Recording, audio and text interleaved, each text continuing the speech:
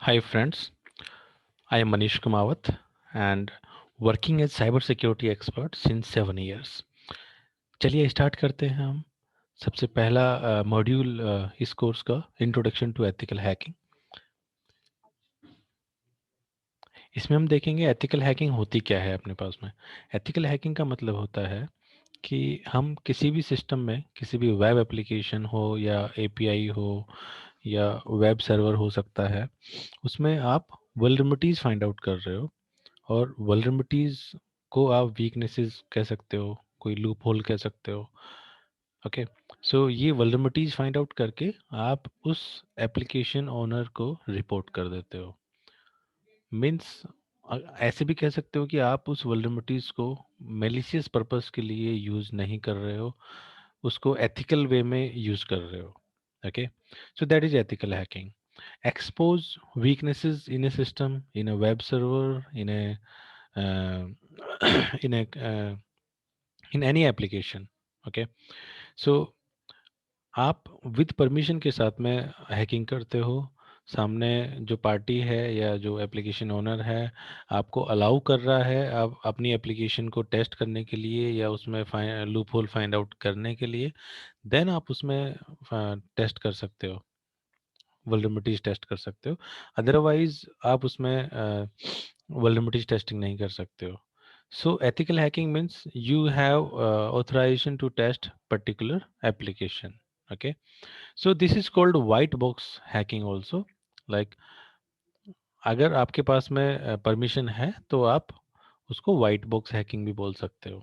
तो ये होता है आपके पास में एथिकल हैकिंग। तो एथिकल हैकिंग के लिए सबसे पहले किसी भी वेब सर्वर को, किसी भी एप्लीकेशन को टेस्ट करने से पहले आपको ये देख लेना चाहिए कि आपके पास में उसकी परमिशन है, सामने वाली पार्टी आपको परमिशन दे रही है कि नहीं दे रही है। अगर उनकी वेबसाइट पे टर्म्स एंड कंडीशन में लिखा हुआ है कि आप उनकी वेबसाइट को टेस्ट नहीं कर सकते हो, दैट मीन्स आप उनकी वेबसाइट को वल्नरेबिलिटीज टेस्टिंग नहीं कर सकते हो।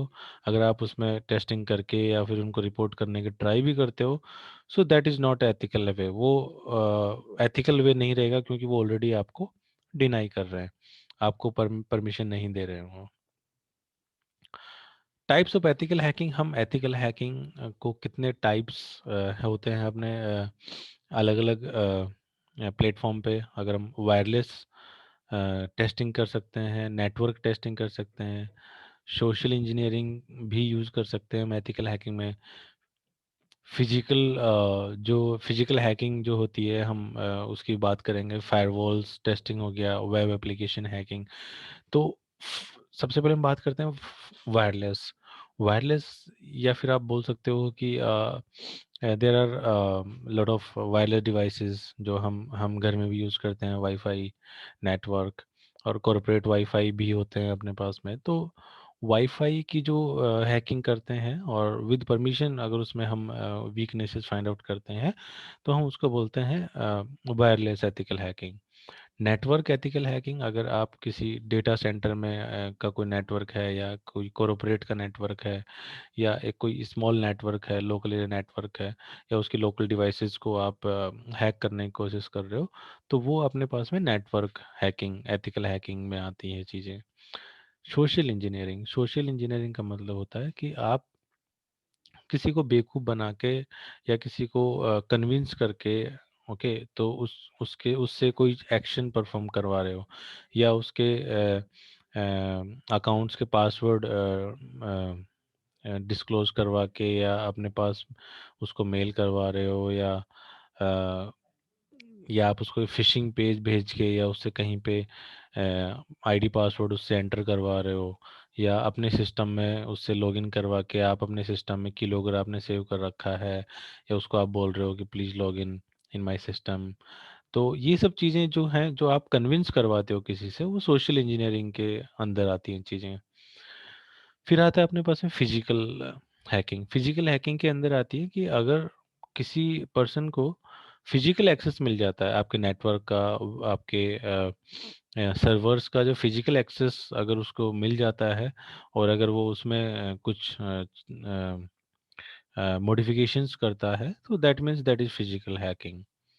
फायरवॉल हैकिंग, जो हम फायरवॉल यूज करते हैं, अगर वो फायरवॉल हैकर उसको बाईपास करके और उसमें loop hole weaknesses find out करता है, that means that is firewall ethical hacking. Web application hacking क्या होती है? वेब एप्लीकेशन के अंदर चीज़ें आती हैं जो अपनी वेबसाइट्स होती हैं। ओके, तो ये वेबसाइट्स हम अपने जहाँ पे हम रिमोट पे जहाँ पे होस्ट करके रखते हैं होस्टिंग सर्वर्स पे, तो ये वेब एप्लीकेशंस के अंदर कोई लूप होल्स या कोई वल्नरेबिलिटीज फाइंड आउट करने के करके और उसको हैक किया जाता है, that is web application ethical hacking. Types of hackers, types of hackers क्या होते हैं? टाइप्स ऑफ हैकर्स जो हैकिंग करते हैं उनको हैकर्स बोलते हैं।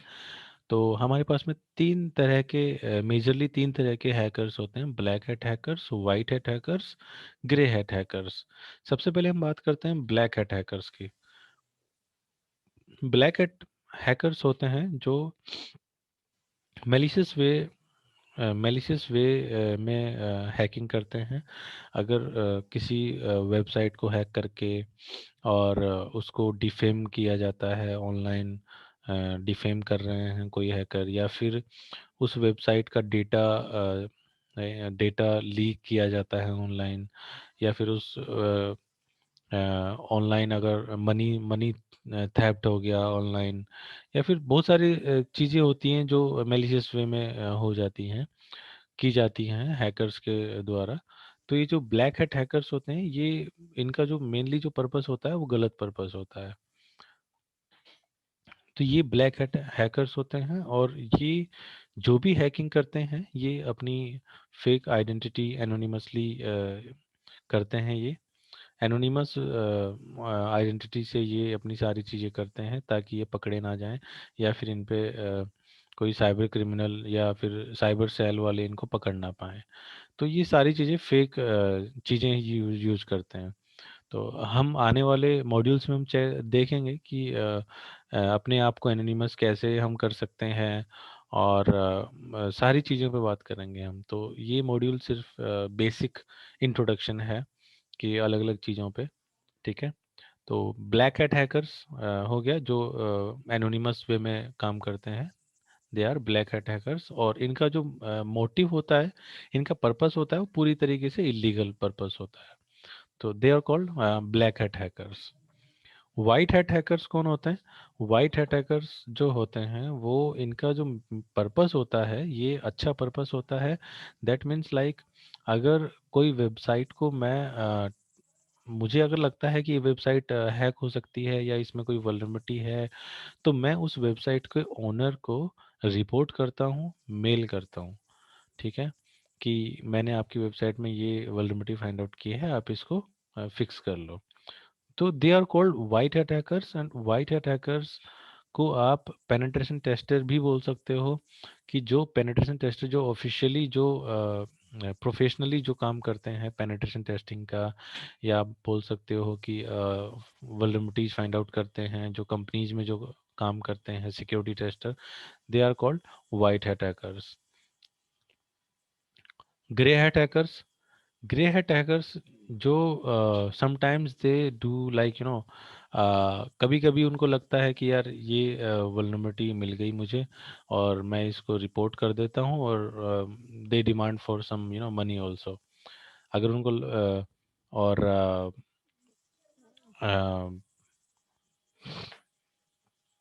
ग्रे हैट हैकर जो होते हैं ये कभी गलत काम करते हैं, कभी अच्छे काम करते हैं।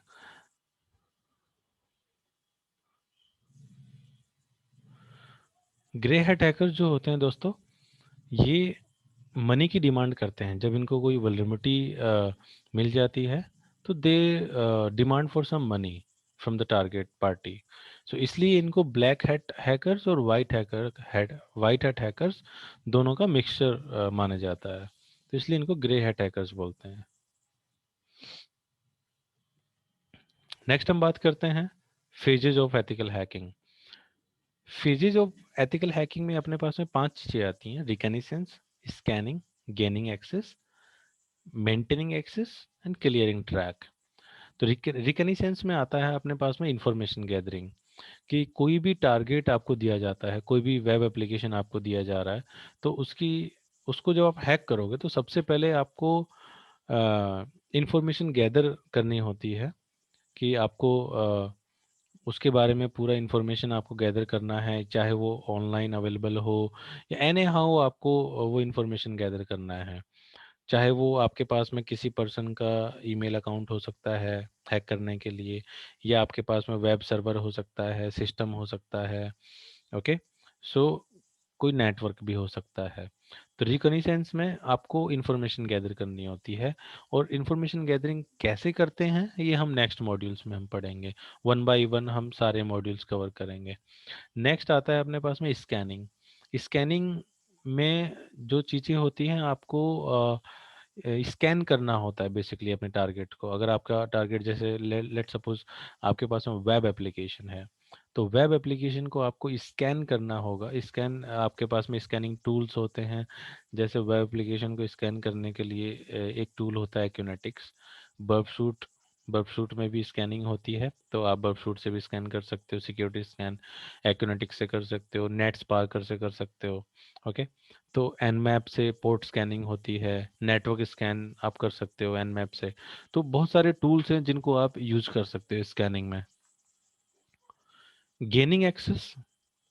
गेनिंग एक्सेस में जैसे होता है आपके पास में, आपने स्कैन किया, स्कैन करने के बाद में आपको कोई वल्नरेबिलिटी फाइंड आउट किया आपने स्कैनिंग में, स्कैनिंग रिजल्ट्स में आपके पास कोई वल्नरेबिलिटी आ गई। उसके बाद में आपने उस वल्नरेबिलिटी को यूज करके उसको हैक कर लिया, आपने एक्सेस गेन कर लिया।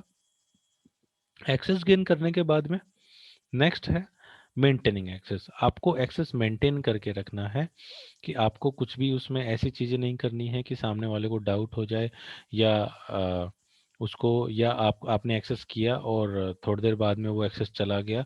तो आपको पूरी तरीके से वो एक्सेस परमानेंट, जब तक कि आपको उस टारगेट सिस्टम पे काम करना है तब तक के लिए आपको ये इंश्योर कर लेना है कि ये मेरा एक्सेस मेंटेन रहे। ओके, तो वो आपको मेंटेनिंग एक्सेस करनी होती है।